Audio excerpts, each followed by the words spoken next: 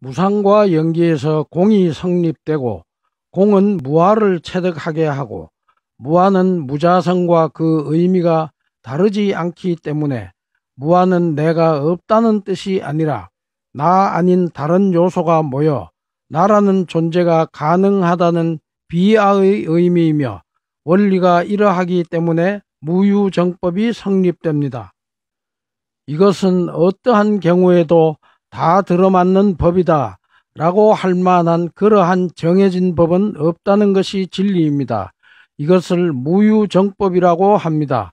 다시 말해서 무유정법이란 정해진 진리란 없다는 뜻으로서 무엇이 진리다라고 규정되어진 진리란 없다는 말입니다. 어떠한 것이든 답을 정해버리면 그것에 갇혀버리기 때문에 갇히지 않게 하기 위함입니다. 진리가 되었든 그 무엇이 되었든 내 것으로 삼지 말라는 말이기도 합니다. 무엇이 되었든 내 것으로 삼으면 내 것과 다른 것을 만나면 서로 다투기 때문입니다. 깨달음이란 진리마저도 초월하는 일입니다. 여기서 중도 사상이 출현합니다. 중도는 어느 한 곳으로 치우치지 않음을 말합니다. 이것은 옳고 저것은 그르고 이것은 참이고 저것은 허망이고 이러한 식의 틀은 곧 분별이고 이것은 번뇌 망상입니다. 이러한 것들은 다만 사람이 그렇게 정해놓은 것일 뿐이므로 모든 가치관은 다 상대적으로 봅니다. 따라서 무유정법은 불교 진리관의 특징인 동시에 이러한 진리를 깨닫고 나면 모든 분쟁이 그치게 될 것입니다. 무유정법을 쉽게 말한다면 옷을 입는 것이 맞느냐 아니면 벗는 것이 맞느냐라고 누가 묻는다면 조건, 여건, 상황, 즉 인연 따라 거기에 가장 알맞게 입거나 벗어야 할 뿐 어떠한 경우에도 입는 것이 맞다든가 벗는 것이 맞다고 하나로 정해진 법은 없다는 말입니다. 이럴 때는 이렇게 해야 되고 저럴 때는 저렇게 해야 된다는 뜻입니다. 이것이 지혜입니다.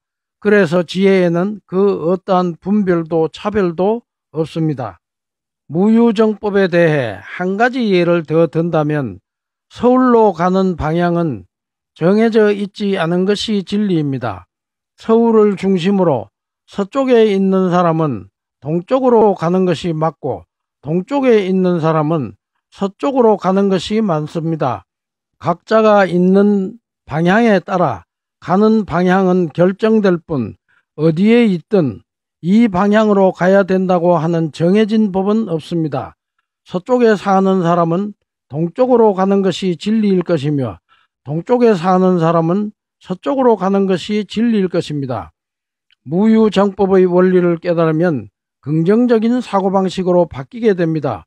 동쪽으로 가야 된다고 하는 사람을 만나면 이 사람은 서쪽에 살고 있는 사람이구나 라고 알면 되는 것이고 서쪽으로 가야 된다고 하는 사람을 만나면 동쪽에 사는 사람이구나 라는 사실을 알면 될 뿐 어느 것이 맞다 틀리다고는 하지 않으므로 서로 다투지는 않게 됩니다.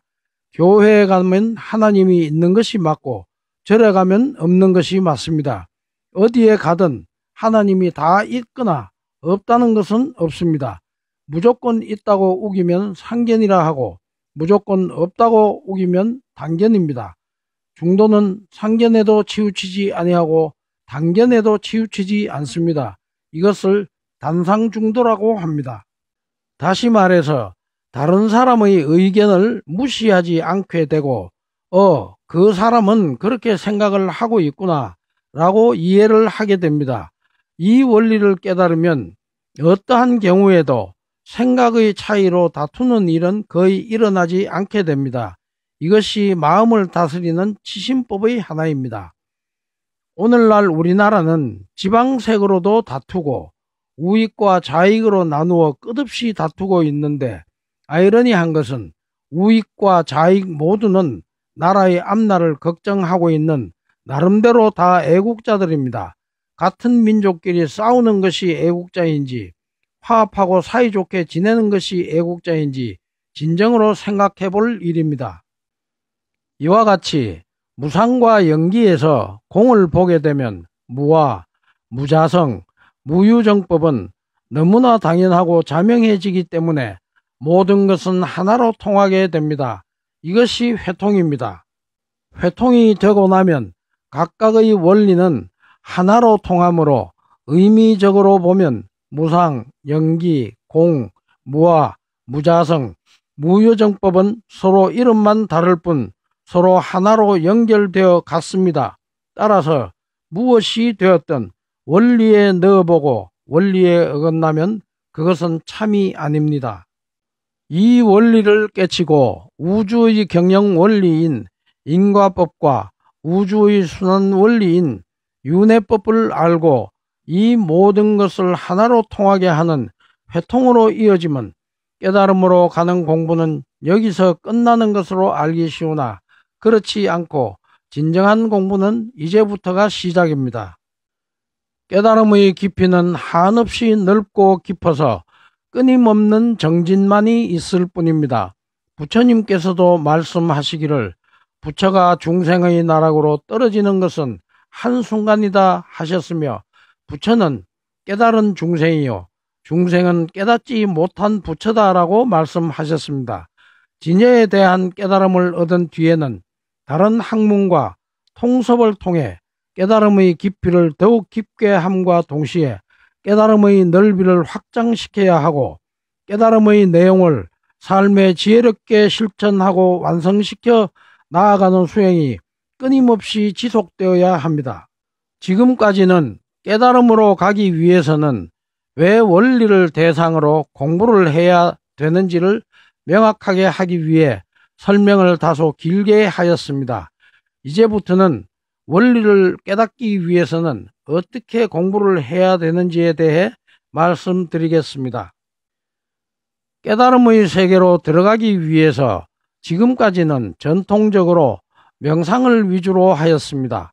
그러나 명상 수행만으로는 삶에서 일어나는 모든 고통으로부터 자유로워지는 해탈의 길로 들어갈 수 없다는 사실을 부처님께서 명상을 통해 몸소 체험하셨기 때문에 부처님께서는 명상을 버리고 보리수나무 아래에 앉아 깊은 사색에 잠겨 영기의 진리를 깨달으시고 우주를 관하신 것입니다. 그동안 우리들이 잊어버리고 있던 이러한 부처님의 경험을 오늘에 되살려 깨달음의 대상을 원리로 정하고 원리를 깊게 사색하는 것을 깨달음으로 가는 지름길의 방편이라는 사실을 저는 단연간 가르침을 통하여 확인하였습니다. 명상에서도 그러하듯이 사색을 할 때도 원리 하나만 생각하고 일체의 잡념, 즉 모든 내 생각을 죽이고 무심으로 하는 일이 가장 중요합니다. 따라서 깨달음으로 가는 공부는 시작부터 내 생각을 죽이고 무심으로 그냥 하는 것이 승부의 관건입니다. 무심으로 한다는 것은 일체의 바라는 마음을 다 내려놓은 무아의 상태에서 그냥 최선을 다하는 것을 말합니다. 다시 말해서 우리가 호흡을 할 때 어떠한 생각도 하지 않고 본분사로 그냥 하는데 이와 같이 하라는 말입니다. 깨달음의 세계로 들어가는 공부가 어렵고 또한 깨닫기가 어렵다고 말하는 이유는 처음부터 무아의 상태에서 무심으로 공부를 해야 하기 때문입니다. 깨달아야 무아를 체득하게 되고 무아를 체득해야 무심으로 하는 것이 가능해지기 때문입니다. 공부를 이렇게 하기 위해서는 처음에는 어쩔 수 없이 의도적으로 마음 먹고 하는 수밖에 다른 방도가 없습니다. 다시 말해서 지금 내가 무아의 상태에서 무심으로 공부를 잘 하고 있는지를 알아차리면서 하라는 말입니다. 이렇게 사색을 하면 무아와 무심을 체득하는 수행에 있어서도 많은 도움을 받을 수 있을 것입니다. 만약에 내 생각을 내려놓지 않고 원리를 사색하면 이미 내 것으로 무의식의 아르마리로 저장된 것들과 간섭을 일으켜 원리를 있는 그대로 받아들이지 못하고 자기 나름대로의 살림을 차리게 됨으로써 이것을 또 다른 자기 것으로 삼기 때문에 깨달음을 얻기가 불가능해집니다. 원리는 진여의 성품이기 때문에 인간이 만들어낸 어떤 개념도 붙을 수 없기 때문입니다. 그래서 부처님께서도 영계의 원리를 하나의 일반적인 개념으로 생각하지 말 것을 당부하셨던 것입니다.